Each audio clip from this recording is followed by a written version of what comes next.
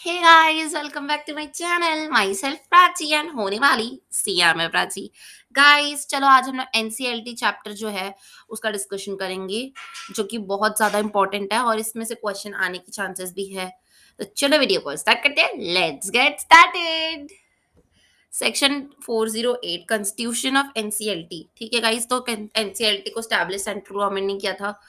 ठीक है, it will have president and other specified number of members. ठीक है, इसमें एक प्रेसिडेंट रहेगा और कुछ नंबर ऑफ मेंबर्स रहेंगे। मेंबर्स आर टू टाइप्स, दो टाइप के मेंबर्स रहेंगे, जुडिशरी मेंबर्स और टेक्निकल मेंबर्स। ठीक है, all are important by the central government. सारे जो रहेंगे अपॉइंट होंगे सेंट्रल गवर्नमेंट से। ठीक है, फिर से रिवाइज करा देती हूँ। एनसीएलटी को सेंट्रल गवर्नमेंट लाएगी, उसमें एक प्रेसिडेंट रहेगा, बाकी सब मेंबर रहेंगे। दो टाइप के मेंबर होते हैं, जुडिशरी और टेक्निकल। ठीक है, सबको कौन अपॉइंट करता है? Central government. Qualification of president and members. Qualification बता रही हूँ guys. President must be present in past जज of high court with 5 year experience. जो प्रेसिडेंट रहेगा वो पास्ट या प्रेजेंट कोई सा भी जज हो सकता है हाई कोर्ट का, जिसके पास कम से कम 5 साल का एक्सपीरियंस हो। क्वालिफिकेशन ऑफ जुडिशरी मेंबर कैसे रहेंगे? प्रेजेंट या पास्ट जज होने चाहिए हाई कोर्ट के, या फिर प्रेजेंट या पास्ट जज होने चाहिए डिस्ट्रिक्ट कोर्ट के, कम से कम 5 साल के एक्सपीरियंस के साथ। ठीक है, ये दोनों पॉइंट सेम लग रहा होगा आपको, तो सेम ही है। ठीक है, हाई कोर्ट के जज होने चाहिए। कौन? प्रेजेंट या पास्ट जुडिशरी मेंबर्स और प्रेसिडेंट दोनों। ठीक है, और डिस्ट्रिक्ट कोर्ट के भी हो सकते हैं और एडवोकेट भी हो सकता है, अगर आखिरी 10 साल की देखा जाए तो। ये तीन में से कोई भी एक कंडीशन फुलफिल होनी चाहिए अगर आपको क्या बनना है? Judiciary member. ये और ये प्रेसिडेंट है। ठीक है, क्वालिफिकेशन ऑफ टेक्निकल मेंबर क्या होगा तो देख लेते हैं। टेक्निकल मेंबर का member of Indian corporate law services और इंडियन लीगल सर्विसेज का 15 ईयर का एक्सपीरियंस होना चाहिए। हैविंग अ रैंक, सेक्रेटरी के रैंक या एडिशनल सेक्रेटरी का रैंक होना चाहिए, या फिर सीए भी हो सकता है 15 साल के एक्सपीरियंस के साथ, या फिर सीएमए भी हो सकता है और सीएस भी हो सकता है 15-15 साल के एक्सपीरियंस के साथ, या फिर कोई भी person integrity, ability, standing knowledge, special knowledge, 15 साल का इंडस्ट्रियल एक्सपीरियंस हो जिसको, फाइनेंस में, इंडस्ट्री में, अकाउंटिंग्स में। ठीक है, प्रेसिडेंट ऑफिसर हो सकता है लेबर कोर्ट का या फिर नेशनल ट्राइब्यूनल का, 5 साल के एक्सपीरियंस के साथ। ठीक है गाइस, टेक्निकल मेंबर की क्वालिफिकेशन काफ़ी सारी दी है, मतलब सारी और में दी, मतलब ये ऐसा टाइप का। ओके, क्विक रिवीजन कर लेते हैं अपन क्वालिफिकेशन के ऊपर। प्रेसिडेंट की क्या रहेगी? 5 साल का हाई कोर्ट का जज, प्रेजेंट या पास्ट। उसके फिर जुडिशरी मेंबर का भी 5 साल का हाई कोर्ट का जज, प्रेजेंट या पास्ट।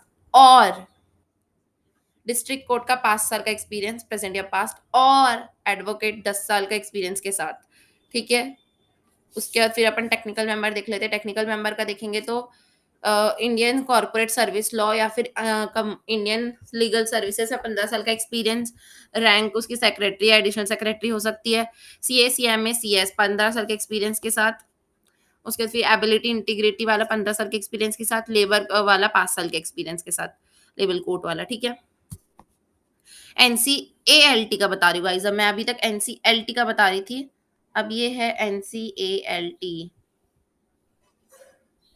ठीक है, एनसीएएलटी का देख लेते हैं। एपिलेट ट्रिब्यूनल होता है। ठीक है, ये एपिलेट है, मतलब ये ज्यादा बड़ा है, वो छोटू है। ठीक है, अब देख लेते हैं। It is establish by central government, same. ठीक है, सेंट्रल गवर्नमेंट से ही होगा। एक चेयरपर्सन रहेगा इसमें और बाकी सब और टेक्निकल मेंबर्स, जुडिशरी मेंबर्स रहेंगे और टेक्निकल मेंबर्स रहेंगे। ठीक है, total number of member not exceed 11, 11 से ज्यादा नहीं होने चाहिए, एक्सक्लूडिंग चेयरमैन, मतलब अगर इसको इंक्लूड करेंगे तो 12। ठीक है, NCLT will take up appeal against NCLT और national finance reporting authority, NFRA. Guys ये ना ऐसे हर किसी को एंटरटेन नहीं करती। ये एनसीएलटी से जो जिनका अपील आता है वो लोग, या फिर एनएफआरए से आता है वो ही लोग को लेते हैं। ठीक है गाइस, क्विक रिवीजन करवा देती हूँ। सेंट्रल गवर्नमेंट रखती है, एक चेयरपर्सन रहता है जिसमें और नंबर ऑफ जुडिशरी और टेक्निकल मेंबर्स रहते हैं जो कि 11 से ज्यादा नहीं होने चाहिए। इंक्लूड करेंगे अगर अपन चेयरपर्सन को तो टोटल 12। ठीक है, और ये किसके किसके केसेस लेते हैं? जो अपील रहती है ना, अपील अगेंस्ट एनसीएलटी और एनएफआरए। आई होप याद हो गया होगा आपको अभी तक। ठीक है, आप क्वालिफिकेशन देख लेते हैं मेंबर का और चेयरपर्सन का। तो देखो, chairperson should be present and pass जज ऑफ सुप्रीम कोर्ट। इसमें सुप्रीम कोर्ट है, उसमें हाई कोर्ट है। ठीक है, याद रखना। या फिर chief justice of high court, या तो chief justice of high court होना चाहिए। ठीक है, चेयरपर्सन कौन रहेगा? सुप्रीम कोर्ट का पास या प्रेजेंट जज, या फिर हाई कोर्ट का चीफ जस्टिस। ठीक है? उसके बाद फिर क्वालिफिकेशन ऑफ जुडिशरी मेंबर्स क्या रहेगा? हाई कोर्ट का जज होना चाहिए पास्ट या present. Judiciary member of NCLT with 5 year experience. ठीक है, 5 ईयर एक्सपीरियंस का एनसीएलटी का कोई मेंबर भी हो सकता है। अब टेक्निकल मेंबर की क्या क्वालिफिकेशन है गाइस? टेक्निकल मेंबर की ability of integrity standing special knowledge on 25 साल का एक्सपीरियंस होना चाहिए उसको, फाइनेंस में, अकाउंटेंसी में, इंडस्ट्री रिकंस्ट्रक्शंस में। रिवीजन कर लेते गाइस अपन फिर से। एक देखो, क्वालिफिकेशन चेयरमैन की होनी चाहिए, सुप्रीम कोर्ट का जज होना चाहिए वो, या फिर वो होना चाहिए हाई कोर्ट का चीफ जस्टिस। हो गया। अब अपन देख लेते हैं जुडिशरी। जुडिशरी मेंबर का क्या रहेगा? तो हाई कोर्ट का जज होना चाहिए, या फिर वो जज 5 साल का एक्सपीरियंस होना चाहिए उसको, जुडिशरी मेंबर को, एनसीएलटी का अगर होगा तो। ठीक है, उसके बाद फिर क्वालिफिकेशन ऑफ टेक्निकल मेंबर क्या होगा? 25 साल का एक्सपीरियंस चाहिए उसको, इंटीग्रिटी और ability of special knowledge in finance, accounting, business reconstruction, management, ये सब में। नेक्स्ट सेक्शन देखते हैं, selection of member of NCLT and NCLAT. Member कैसे सेलेक्ट करते गाइस, अपन ये देख लेते हैं। गाइस ये पूरा का पूरा ही बहुत इंपॉर्टेंट है, इसमें से क्वेश्चन आते ही आते हैं, ध्यान से पढ़िए, लर्न करते हुए चलिए मेरे साथ। मैं आपको लर्न करवा ही रही हूँ, अच्छे से आप 2 बार वीडियो देख लेना अगर अच्छे से लर्न नहीं हुआ रहेगा तो। Selection of members of NCLT and NCLAT. President of NCLT and Chairman of NCALT are appointed only after consultancy of Chief Justice of India। जो चीफ जस्टिस ऑफ इंडिया है ना, उसका अपन को क्या लेना है? कंसल्टेशन लेना है, जब अपन प्रेसिडेंट अपॉइंट करेंगे एनसीएलटी का और चेयरपर्सन अपॉइंट करेंगे एनसीएएलटी का। ओके, लर्न हो गया इतना, आगे बढ़ते हैं। All other appointment are done by central government from the name recommendation by the selection committee. बाकी जो लोग रहेंगे जिनका नाम रिकमेंडेड करेगा सिलेक्शन कमिटी। ठीक है, सिलेक्शन कमेटी कंस्टिट्यूट करता है कुछ लोगों को, जिसमें से चीफ जस्टिस ऑफ इंडिया एक नॉमिनी रहता है। ठीक है, सीनियर जज रहता है सुप्रीम कोर्ट का, चीफ जस्टिस रहता है हाई कोर्ट का, सेक्रेटरी रहता है एमसीए का, और secretary ministry of law and justice रहता है। ओके गाइस, याद करते हैं फिर से। देखो, प्रेसिडेंट जो रहेगा एनसीएलटी का, चेयरपर्सन जो रहेगा वो एनसीएएलटी का रहेगा। ठीक है, उसको कौन अपॉइंट करता है? Chief justice of India. उसके बाद फिर अपॉइंटमेंट बाकी लोगों का कौन करता है गाइस? तो सिलेक्शन कमेटी करती है सेंट्रल गवर्नमेंट की। उसके जो कमेटी रहेगी उसमें कौन रहता है? तो चीफ जस्टिस रहेगा इंडिया का नॉमिनी, और फिर एक सीनियर जज रहेगा सुप्रीम कोर्ट का, या फिर chief justice of high court रहेगा। उसके बाद फिर सेक्रेटरी ऑफ एमसीए रहता है, और secretary minister of law and justice रहता है। इनका ऑफिस का टर्म क्या रहता है देख लेते हैं अब। ऑफिस का term, all member of NCLT are appointed for 5 years. Guys 5 year के लिए अपॉइंट होते हैं, इंक्लूडिंग प्रेसिडेंट। ठीक है, they can be reappointed in number of time. लोग रीअपॉइंटमेंट ज्यादा से ज्यादा कितने बार भी हो सकते हैं, बट वो एक प्रिस्क्राइब एज रहती है, उससे ज्यादा नहीं हो सकते। प्रेसिडेंट की एज जो रहेगी वो 67 से ज्यादा नहीं हो सकती। ठीक है, maximum permissible age of 65 member की 65 है। ठीक है, प्रेसिडेंट की कितनी है और मेंबर की। ठीक है, फिर मिनिमम एज मेंबर की 50 होना चाहिए, मतलब मेंबर की लाइफ 15 साल की चाहिए, क्योंकि यार एक्सपीरियंस भी तो चाहिए ना, 15-15 साल का, तो पहले कमा लो एक्सपीरियंस फिर आना है यहाँ। ठीक है, फिर chairperson and member of NCLT is appointed for 5 year, same 5 साल के लिए, reappointed number of times, maximum age की ठीक है। उसके बाद फिर मैक्सिमम एज 70 साल होना चाहिए चेयरपर्सन की। चेयरपर्सन कहाँ पे अपॉइंट होता है? एनसीएएलटी पे होता है। ठीक है, और मेंबर जो एनसीएएलटी के है वो 67, मिनिमम एज 50 सेम है। ठीक है, if a member and president of chairman appointed as NCLT and NCLT, he may keep maintaining his existing profile for 1 year period during which he is entitled for remuneration for both places. अगर वो इंसान जो है, member जो chairman है या फिर president है एनसीएलटी का या एनसीएलटी का, तो उसको मेंटेन करना पड़ेगा अपनी जो प्रोफाइल है उसको 1 साल तक, ताकि वो रेमोनरेशन जा पा पाए। ठीक है, रिवीजन करा देती हूँ गाइस, एज वाला बहुत इंपॉर्टेंट है, एमसीक्यूज में भी आता है और नॉर्मली भी आता है, कि एनसीएलटी में जो लोग अपॉइंट होते हैं ना, वो लोग 5 साल के लिए होते हैं, एनसीएलटी में जो अपॉइंट होते हैं वो भी 5 साल के लिए होते हैं। सेम पॉइंट है ये दोनों। ठीक है, ये पॉइंट कवर हो गया। अब उसके बाद फिर ये जो कौन प्रेसिडेंट रहेगा, एनसीएलटी का प्रेसिडेंट होता है, तो 67 प्रेसिडेंट 67 के लिए होता है, और ये अपना चेयरपर्सन 70 के लिए होता है। उसके बाद फिर मिनिमम एज कितनी है? 50 है, इसमें भी 50 है। ठीक है, ऐसे में ठीक रहेगा। ठीक है, और इसका मेंबर का 65 है इसमें, और मेंबर का इसमें 67 है। डन हुआ गाइस, हो जाना चाहिए। ठीक है, नहीं हुआ तो हो जाना चाहिए था। फिर से कर लो, एक बार और बोल दूँ क्या?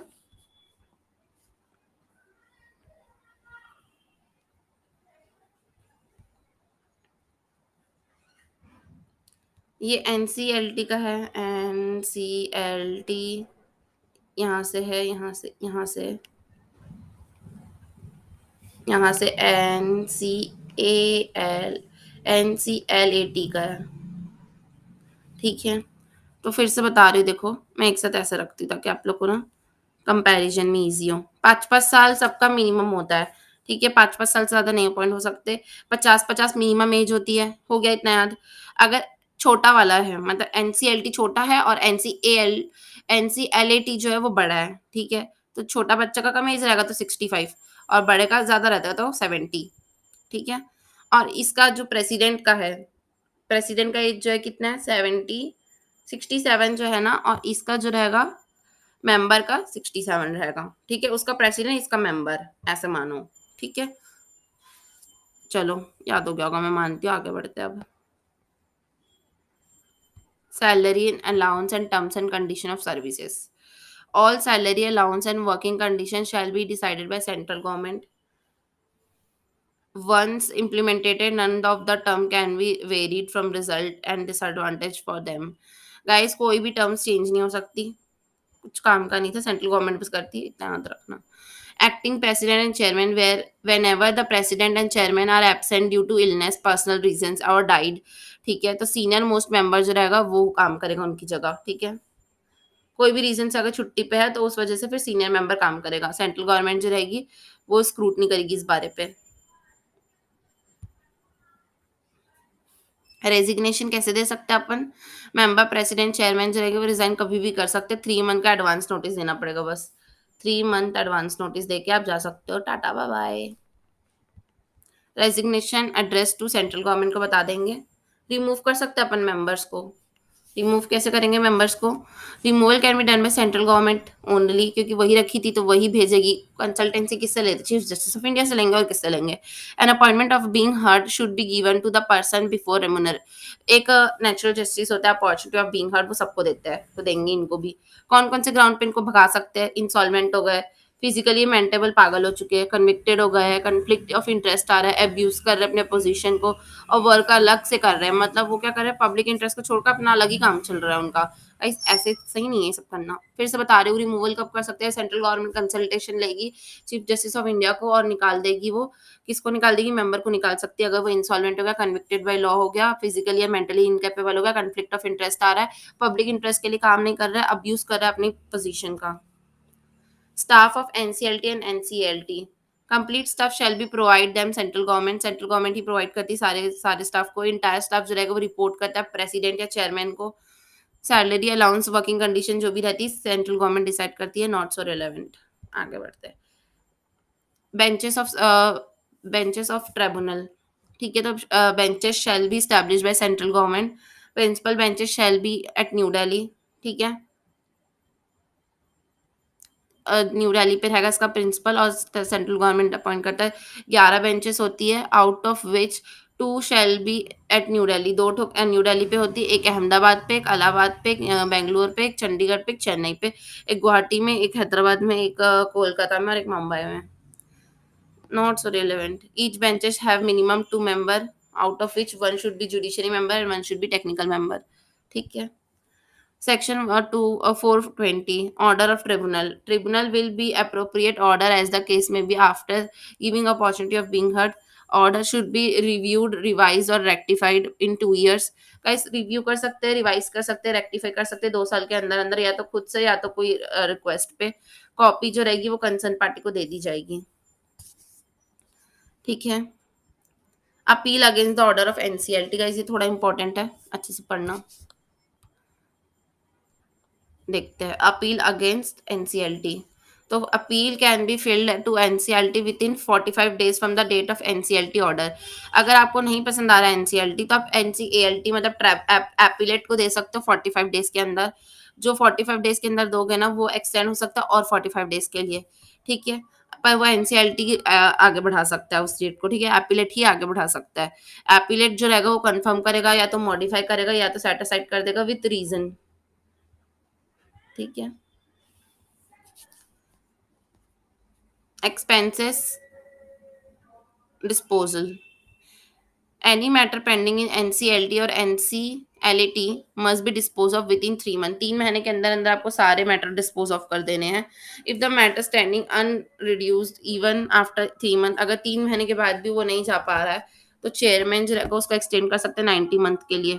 3 मंथ प्लस 90 डेज के लिए एक्सटेंड हो सकता है वो। उसके साथ रीजन भी देना पड़ेगा कि ऐसा क्यों हुआ। अपील टू सुप्रीम, ये भी इंपॉर्टेंट है गाइस। अगर आपको नहीं पसंद आ रहा है यहाँ पे भी ऑर्डर, तो आप सुप्रीम कोर्ट के पास जा सकते हो 60 डेज के अंदर, जो कि और 60 डेज के लिए एक्सटेंड हो सकता है, subject to matter of law. ठीक है गाइस। अगर अगर अगर आप फाइल करना चाहते हो तो कर सकते हो, 60 + 60 डेज लगेंगे। पर procedure of NCLT and NCLT, देखो generally all court and tribunal follow the civil procedure, civil procedure ही फॉलो करते सब लोग। बट एनसीएलटी और एनसीएलएटी जो रहते हैं वो एक्सेप्शन है। एनसीएलटी और एनसीएलटी नेचुरल जस्टिस फॉलो करते हैं। Even NCLT and NCLT are not bound for civil procedure court but still have all powers. इनके पास सारे पावर्स होते हैं सिविल कोर्ट के। ऑल डिसीजन जो रहते हैं इनके वो जुडिशरी डिसीजंस रहते हैं, और ये डिपेंड होते हैं non implemented it will be complemented of court. It if such decisions are not implemented, अगर वो डिसीजन इम्प्लीमेंट नहीं होते तो फिर वो कंटेम्प्ट ऑफ कोर्ट हो जाता है। मतलब उसके बाद फिर अपन उसके ऊपर ना वो मतलब वो अब जाएगा केस सीधा कोर्ट पे जाएगा वो। ठीक है। अब कोर्ट पे सीधा क्या केस जाएगा देखते हैं। In case of complement of court the person shall be liable if is high court as per एस वो हाई कोर्ट पे जाना पड़ेगा अब उसको सीधा। अगर वो यहाँ पे हमारी हमने जो डिसीजन लिया है उसको अप्लाई नहीं करता अपने आप के ऊपर, तो फिर उसको सीधा हाई कोर्ट में फेंक देंगे ले जाके। अब delegation of power, it is found that necessary NCLT and NCLT can delegate its inquiry, अपनी इंक्वायरी वो डेलीगेट कर सकती है, किसी और को पास ऑन कर सकती है, या वो इंडिविजुअल हो या तो वो एम्प्लॉय हो या फिर कोई आउटसाइडर हो, किसी को भी दे सकती है चाहे तो।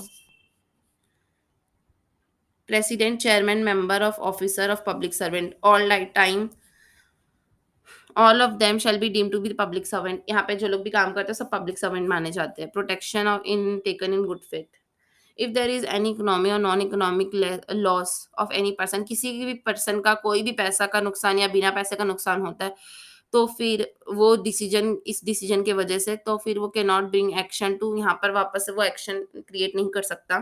वो फिर सीधा shall be based on grounded decision और action have been taken in good faith. मान लिया जाता है कि ये सब गुड फेथ पे किया गया था, ऐसा कुछ उनको उसका नुकसान करने का हमारा कोई हक वो नहीं था। मतलब क्या बोलता है उसको, फिर से पढ़ देती हूँ मैं। If there is any economic और नॉन इकोनॉमिक लॉसेस और to any person because of decisions, such person can not bring any action against इन लोग के पास एक्शन नहीं ला सकता वो, क्योंकि हम मान लिया जाता है कि सारी चीज गुड फेथ पे की गई है। गाइस हम किसी को नुकसान नहीं पहुंचाना चाहते, अगर कुछ हो भी है किसी को नुकसान तो मान लेना कि गुड फेथ पे हुआ है, हमने नहीं किया, वो भूल से हो गया या फिर वो उनके अच्छे के लिए हुआ, ये मान लेना। Power to seek assistance of chief metropolitan magistrate, not so important. जो इम्पोर्टेंट है वो पढ़ते हैं। Vacancies, vacancy in NCLT and NCLAT not invalidate proceeding. Guys अगर कोई वैकेंसी हो जाती है ना तो उसके वजह से केस गलत है या डिसीजन गलत है ये नहीं कह सकते आप। ठीक है, इनवैलिड नहीं कह सकते। If there is any 1000 defaults in constitution and proceedings तो judgment is not called invalid. ठीक है, एग्जाम में केस स्टडी आ सकती है कि वैकेंसी थी तो प्रोसीडिंग इनवैलिड बोल रहा है जो अपना जिसने अपील की थी, तो ऐसा कह सकते हो कि ऐसा कुछ नहीं होता। वैकेंसी की वजह से कोई भी चीज़ इनवैलिड नहीं हो सकती। Right to have legal representation, case can be presented in NCLT and NCLAT by the person himself or through his representative, CA, CMA, CS, legal practitioner या फिर कोई कंपनी का अथॉराइज पर्सन, कोई भी ला सकता है यहाँ पर और उसकी तरफ से लड़ सकता है। इसका कुछ कुछ लिमिटेशंस है, जैसे कि ऑल प्रोविजन जो है वो लिमिटेड रहेगी एनसीएलटी और एनसीएलएटी के तक ही। और फिर transfer of pending proceedings, all pending matter जो भी रहेगा इसका। ठीक है, however the matter pending in high court can be transferred on NCLT only if high court itself order. Guys जो भी मैटर पेंडिंग रहेगा ना वो ट्रांसफर कर देते हैं अपन कंपनी लॉ को, एनसीएलटी को, और हाई कोर्ट का जो रहता है वो भी ट्रांसफर हो जाता है एनसीएलटी को। और इसका टर्म ये है कि वो खुद ही ट्रांसफ़र करे। इसी के साथ गाइस हमारा डिस्कशन यहीं पे खत्म होता है एनसीएलटी और एनसीएलएटी का। आई होप आप लोग को मजा आया होगा और आपके लिए ये वीडियो हेल्पफुल रही हो। अगर आपको वीडियो अच्छी लगी हो तो guys please subscribe my channel और लाइक माय वीडियो और अपने दोस्तों की मदद करो गाइस उसके साथ शेयर करके। Thank you so much for watching this video. Bye bye. Have a nice day.